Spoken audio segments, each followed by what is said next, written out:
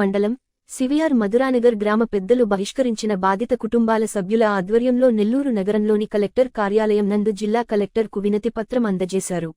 ఈ సందర్భంగా వారు మాట్లాడుతూ ఈ నెల 28వ తేదీన ముత్తుకూరు మండలం సివిఆర్ మధురానగర్ గ్రామంలో గలమ్మా యొక్క 10 కుటుంబాలను బహిష్కరించారని తమ దృష్టికి తీసుకురావడం జరిగింది. మీరు వెంటనే స్పందించి ముత్తుకూరు ఎంఆర్ఓకి తెలియజేసి మీటింగ్ జరిపించి పరిష్కరించమన్నారు. ఎంఆర్ఓ మరియు ఎస్ఐసి, డీఎస్పీ ఆధ్వర్యంలో డీఎస్పీ ఆఫీస్ దగ్గర మీటింగ్ ఏర్పాటు చేయడం జరిగింది. తద్వారా బహిష్కరించడం చట్టరీత్యా నేరమని తెలియజేసి సమస్యను పరిష్కరించకుండా మీరు గ్రామంలోకి వెళ్లి పంచాయతీ చేసుకోండి అని పంపించారు. తద్వారా మేము 10 కుటుంబాలు గ్రామంలోకి వెళ్లటం జరిగింది.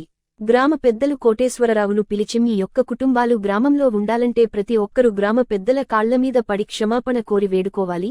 అంతేకాకుండా ప్రతి ఒక్కరు జరిమానా కట్టాలి. అందరూ కలిసి 10 లక్షల రూపాయలు జరిమానా కడితే మీరందరూ గ్రామంలోకి వస్తారు, లేకపోతే గ్రామంలోకి చేర్చుకోము.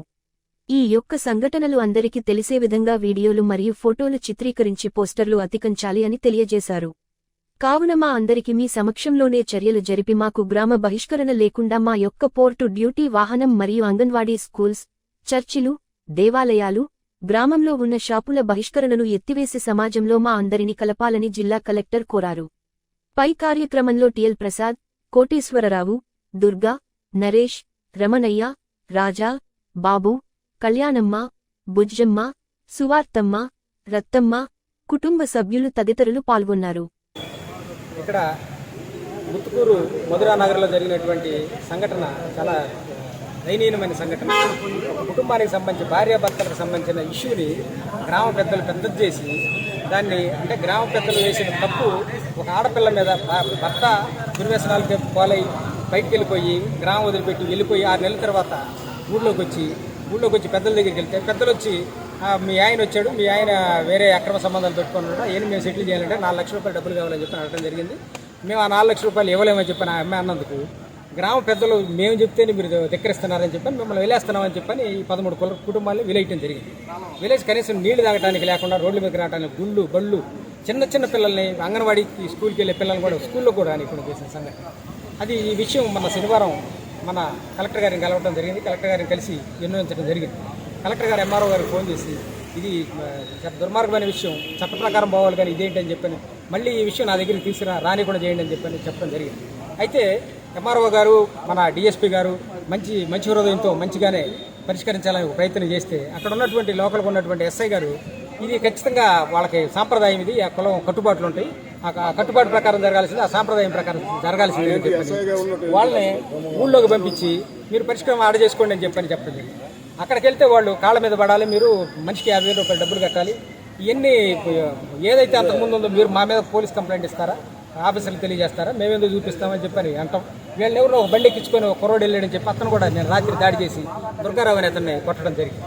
ఇంత దుర్మార్గం చేస్తూ ఉంటే అధికారుల దృష్టికి కనీసం జిల్లా మేజిస్ట్రేట్ అయినటువంటి గౌరవ కలెక్టర్ గారి దృష్టికి తీసుకెళ్లి కలెక్టర్ గారు చెప్పినా కూడా ఒక ఎస్ఐ లెక్క చేయట్లేదంటే మన ఏమనాలో అర్థం కాదు. అంటే ఇది ఇప్పుడు ఆటవిక సంస్కృతిలో ఎస్ఐ గారు ఉండి రాజ్యాంగ ప్రకారం రాజ్యాంగం కల్పించిన హక్కులు, రాజ్యాంగం కల్పించినటువంటి ఉద్యోగం, రాజ్యాంగ హక్కుల ప్రకారం చేయాల్సిన చట్ట ప్రకారం చేయాల్సిన ఎస్ఐ గారు ఉద్యోగం, మరి ఆయన ఖచ్చితంగా గ్రామ కట్టుబాట్లు, మరి గ్రామ పెద్దలు చేసే నిర్ణయాలు, గ్రామ పెద్ద ఏమంటే ఇక్కడ ఐఏఎస్లు చదివి ఇంత పెద్ద చదువులు చదివి ఆఫీసర్లు ఒక డెసిషన్ తీసుకొని ఆఫీసర్లు చెప్తే అక్షరం రాని వాళ్ళు ముందు దాకా కూర్చొని పంచాయతీ చేసే వాళ్ళ దగ్గరికి వెళ్ళమని చెప్పి ఒక ఎస్ఐ చెప్తున్నాడంటే ఈ దీనిలో ఉన్న మతలబేదో మాకైతే అర్థం కావట్లేదు.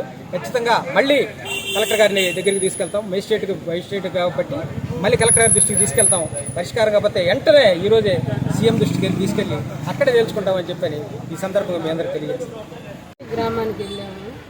గ్రామానికి వెళ్తే గ్రామంలో వాళ్ళు 6 నెలల క్రితం వాడి మీద ఒక రిమార్క్ వచ్చిందనేసి మమ్మల్ని గ్రామ పెద్దలు పిలిచారు.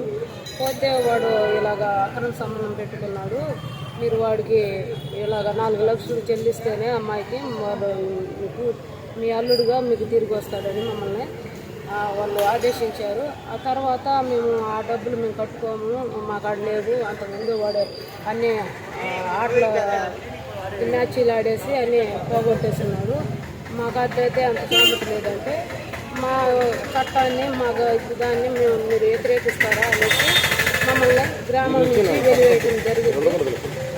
గ్రామం నుంచి వెలివేసి మేము ఇలాగా మమ్మల్ని అన్ని విధాలుగా వెహికల్ని డ్యూటీకి వెళ్ళే వెహికల్ని ఎక్కకుండా అలాగ చర్చీలకి వెళ్లకుండా మమ్మల్ని చేసి తాగే నీళ్ళకి మమ్మల్ని ఇబ్బంది పెడుతూ రోడ్లో కూడా రానికుండా మమ్మల్ని చేస్తూ ఆ గ్రామ వాళ్ళు గ్రామ పెద్దలు మమ్మల్ని హింసిస్తూ ఆ గ్రామ పెద్దలు బస్సు గారి ఈశ్వరయ్య రెండో కాపు వచ్చి కోల బావిలి శివ ఇంకోడు బుచ్చింగారి దొరబాబు అనే ఆ కాపుల సమక్షంలో మమ్మల్ని వెలివేసి మమ్మల్ని అనేక విధాలుగా మమ్మల్ని హింస పెడుతూ మమ్మల్ని ఇలాగ చేస్తూ ఉన్నప్పుడు మేము అలాగ మమ్మల్ని హింసిస్తున్నారని మాకు అన్ని విధాలుగా ఇబ్బందిగా ఉందనేసి మేము కాలకట్ట దగ్గరికి శనివారం దినం వచ్చాము. ఆయన్ని సంప్రదించినప్పుడు స్పందించి వెంటనే ఎంఆర్కి ఫోన్ చేసి వెంటనే వాళ్ళని ఈ దినాల్లో ఏంది ఇలాంటి కులం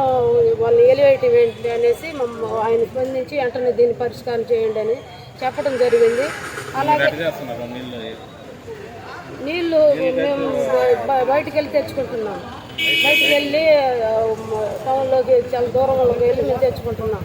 అట్టా మమ్మల్ని రోడ్డు కూడా రానికుండా అట్టా వచ్చి తాగేసి వచ్చి మమ్మల్ని బెదిరించటం, మా మీదకి గ్రామం వచ్చి మమ్మల్ని అంటే మిమ్మల్ని ఇలా చేస్తామని మమ్మల్ని బెదిరించటము, కరెంటు కట్ చేస్తామని చెప్పటము ఇవన్నీ జరుగుతూ ఉంది. మాకు ఒక విధంగా మాకు ప్రాణ రక్షణ కోసం మాకు భయం వేస్తుంది.